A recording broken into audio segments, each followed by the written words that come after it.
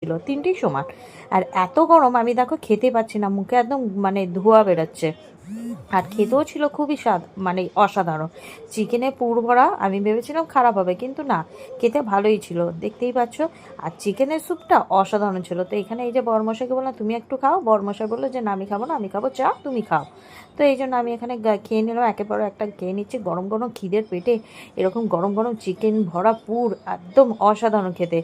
কিন্তু একটুখানি অয়েলটা ছিল, অয়েলি চপচপ ছিল, একটুখানি অয়েলটা যদি সোপ করে দিত তাহলে বা আরও ভালো খেতে লাগতো।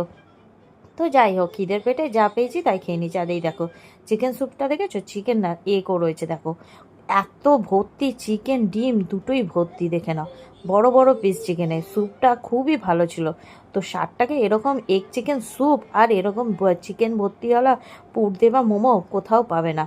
তো চলো, এইটা খেতে খেতে আমি এই ব্লগটা এখানে এন্ড করলাম, পরের ব্লগে দেখা হবে।